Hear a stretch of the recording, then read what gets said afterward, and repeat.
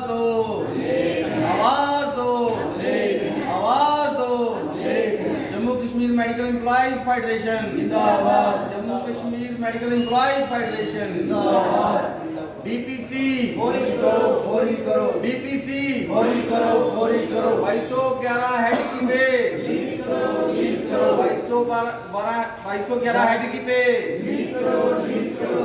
Pharmacist की registration फौरी करो, जल्दी करो। फार्मासिस्ट की रजिस्ट्रेशन पेंशन स्कीम लागू करो, लागू करो। ओल्ड पेंशन स्कीम लागू करो, लागू करो। आवाज दो, Jammu Kashmir medical employees federation जिंदाबाद। जम्मू कश्मीर मिलाकर president Jammu Kashmir medical employees federation district Kathua.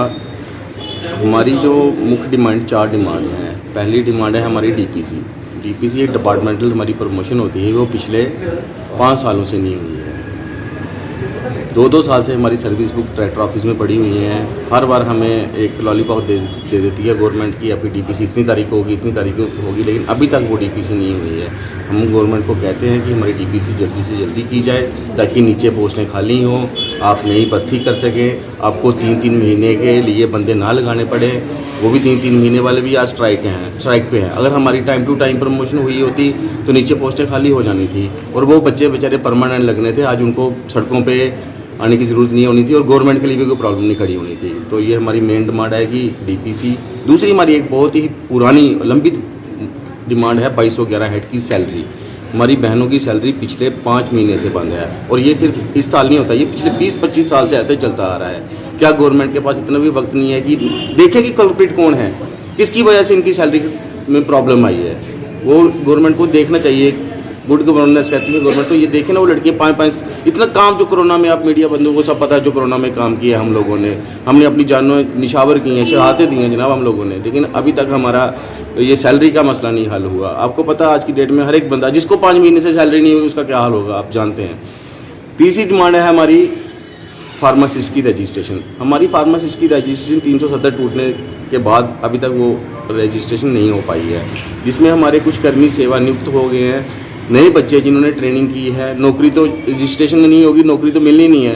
कोई अपना घर चलाने के लिए दुकान वगैरह खोलेगा, मतलब एक रोज़गार का जरिया है। और सरकारी कॉलेजों में की हुई है ट्रेनिंग है, ये नहीं कि प्राइवेट करके आए, बाहर से करके आए हैं। ये कठुआ में AMD स्कूल में ट्रेनिंग होती हैं, उनकी रजिस्ट्रेशन नहीं हो रही, तो फिर ट्रेनिंग बंद करवा दीजिए, अब क्यों करवा रहे हो? चौथी डिमांड ये है कि उनकी रजिस्ट्रेशन की फौरी तौर पर की जाए।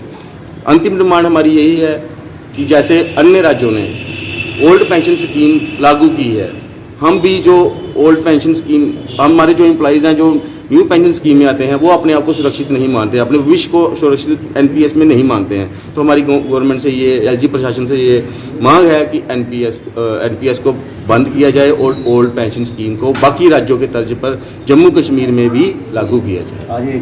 अभी तो 1 दिवसीय है, शाम को क्लियर होगा कि आगे हमने क्या करना है, क्या स्टेप लेगा। जो सेंट्रल बॉडी हमारा जो भी डिसीजन लेगी हम उसके साथ जाएंगे। कश्मीर मेडिकल एम्प्लॉइज फेडरेशन का सदस्य हूँ, कार्यकारिणी सदस्य हूँ। जैसा कि आपको नीरम लागर जी ने बता दिया कि हमारी प्रमुख 4 डिमांड्स हैं। डीपीसी है 22,000 हेड एक सैलरी का, उसमें हमारी सैलरी कुछ एम्प्लॉइज की रेगुलर निकलती नहीं है। तीसरा है रजिस्ट्रेशन ऑफ फार्मासिस्ट। चौथी है ओल्ड पेंशन स्कीम लागू करना। कितनी परेशानी से जूझना पड़ रहा है? परेशानी मैंने पहले भी आपसे पहले एक पत्रकार बंधु को अपना बाइट दी, तो मैं बता रहा था कि आपको पता है 2020 में जब कोविड आया तो देश के प्रधानमंत्री ने हमें जो हेल्थ वर्कर्स थे उनको बोला था कि आप सफ़ेद लिबास में भारत की धरती पर देवता घूम रहे हैं, फरिश्ते घूम रहे हैं। लेकिन बड़े शर्म की बात है कि आज वही फरिश्ते धरती पे बैठे हुए हैं और प्रोटेस्ट कर रहे हैं। पिछले लगभग 1.5-2 साल से 12 को हमारा प्रोटेस्ट था डायरेक्टर ऑफिस में। उधर डायरेक्टर साहब हमारे प्रोटेस्ट में सामने आ गए। उन्होंने बोला कि हमारा आपका जो डीपीसी का मसला है वो हमारे लेवल पे नहीं रुका है, वो सेक्रेटरीट के लेवल पे रुका है। वहाँ पे कोई SRO 20 निकलना है तो वो जैसे निकलता है मेरा काम पूरी तरह से तैयार है। तो सोचने के बाद यह कि लद्दाख भी हमारे साथ ही यूटी बना, उन्होंने अपने SROs बना के वगैरह सारा कुछ लागू करके अपने डीपीसी वगैरह सारा कुछ कर दिया। और आप भी जैसे पत्रकार बंधु आप तो देखते रहते हो सोशल मीडिया पे, आए दिन किसी ना किसी डिपार्टमेंट की प्रमोशन हो रही हैं। अभी हाल ही में कल परसों में देख रहा था कि कुछ KS ऑफिसर हैं उनको सिलेक्शन ग्रेड में लाया गया है। अभी हमारे मेडिकल में ही कुछ BMO CMO बनाए गए हैं, मेडिकल स्टूडेंट बनाए गए हैं। लेकिन जो पैरामेडिकल की बात आती है तो SRO का हवाला दिया जाता है। हमें समझ नहीं आ रही है कि सिस्टम चल क्या रहा है। अभी तो कोविड में हमने, आप देखो अभी भी हमारे एम्प्लॉइज लखनपुर में लगे हुए हैं। इससे पहले कुछ एम्प्लॉइज लखनपुर में लगाए थे लोग बाहर से, तो उनका खाना भी बंद कर दिया था और उनको स्टे भी नहीं दिया था। फिर पता नहीं कैसे इनको समझ आई कि उनको बाहर का एम्प्लॉय जो उनको लगाना बंद कर दिया। लेकिन हमारे जो ब्लॉक नगरी के हैं, लखनपुर के हैं, PSC वगैरह जितना प्रॉपर कठुआ के हैं, वो लोग अभी भी वहाँ पे काम कर रहे हैं।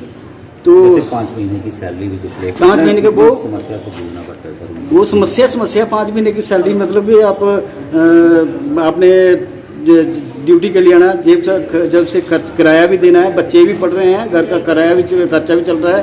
क्योंकि 100 चीज़ें आज महंगाई देखो, 200 रुपये किलो तो खाने वाला तेल है।